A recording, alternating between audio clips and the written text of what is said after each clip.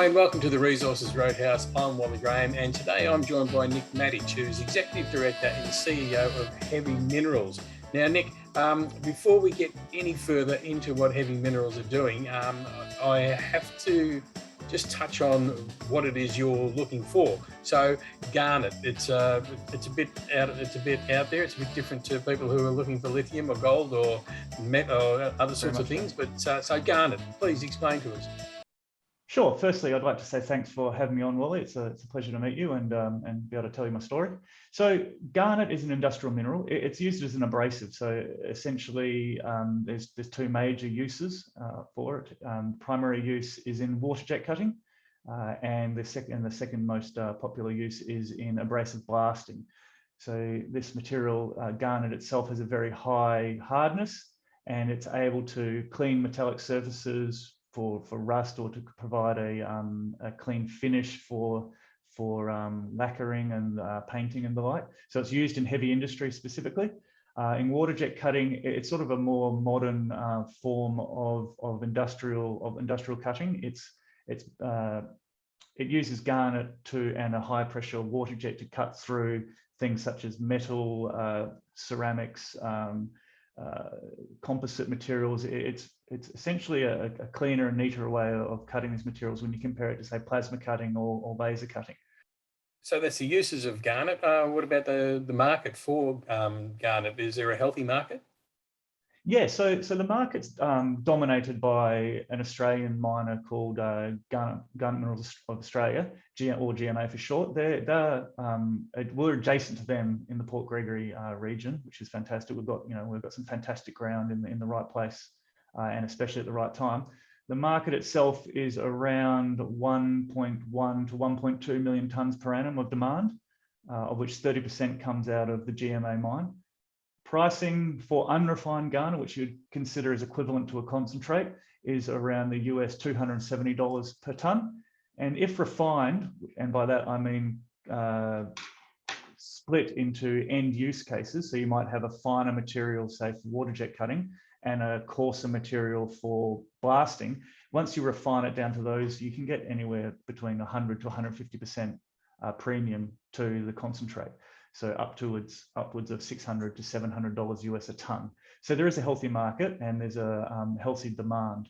The shift is moving towards water jet cutting as it's an advanced manufacturing technique.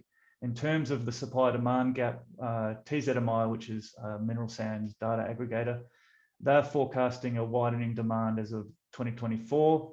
And as of 2026, the supply-demand gap could be in the region of 240 to 260,000 tonnes per annum.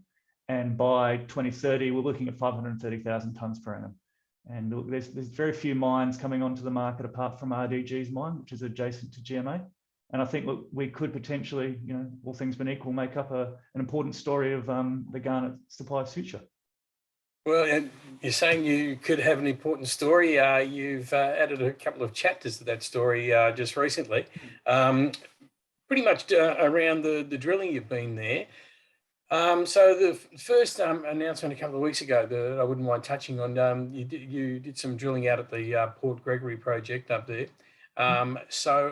And that led to you picking up some new ground.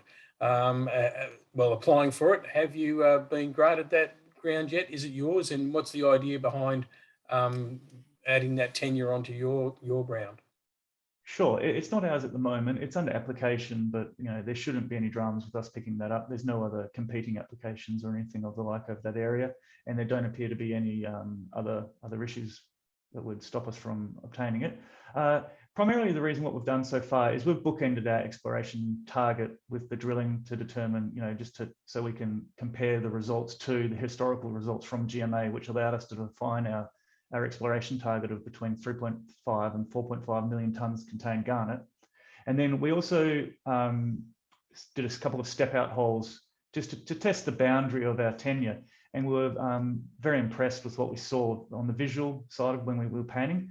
And so we thought, well, potentially the mineralization may extend beyond our current tenure. So we applied for a strip of land all the way along the east coast of both our ground, GMA's mining lease, and Australian Garnet, who'd vended into RDG their exploration tenure. So we're very excited about the prospects for that ground, and when upon getting it granted, we'll look at conducting some exploration out there. All right, and you followed this up with some drilling results, some recent drilling results. What were those ones telling you? Yeah, so today we actually got our assay results out to the market, and look, it's a great moment in any small cap miners exploration story. Actually, getting some hard, actual real numbers out, and we're very pleased. We've got very wide intercepts, up to 30 meters at 4% heavy mineral, and in hole 1, Port Gregory 0001. And look, that's lining up pretty much with with our expectations compared to the GMA's historical drilling, which underpins our exploration target. Fortunately, and we actually also noticed that the garnet fraction that we're seeing in our heavy fraction appears to be higher than the 46% that GMA reported. So we're pretty pumped about that. It's great news. We're very pleased to get that out, and we think we're onto a winner.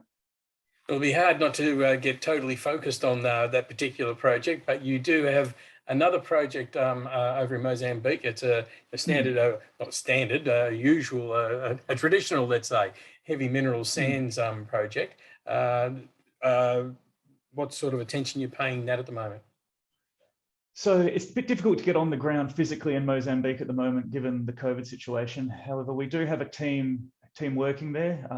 We've got a legal team and an in-country manager. We will be hopefully getting out there early in the new year to conduct some additional drilling to expand on our JORC resource. As I said, it's got a great assemblage. The actual heavy mineral sands pricing has increased substantially, specifically in the titanium space. Ilmenite's seen 80% or so increases in the last year and a half. So the prospectivity of that project is increasing as the basket price of our products just goes almost vertical. So we haven't forgotten that it's there. We're just awaiting to bide our time to find the right moment to get back on ground and really start to generate some news flow from that project. Yeah, well, make sure you keep us up to date here at the Roadhouse, because this is, again, these are the sort of stories we like to follow, these quirky little ones. So it's it's good to be able to find out what's happening so we can bring all the news to our readers and viewers here. But until you've got something else for us to hear about, I'm a bit exhausted after that, Nick, to tell you the truth. Yeah. But it'll be great to catch up with you next time. So yeah, please do drop in again to the Roadhouse. Will do. Thank you for having me.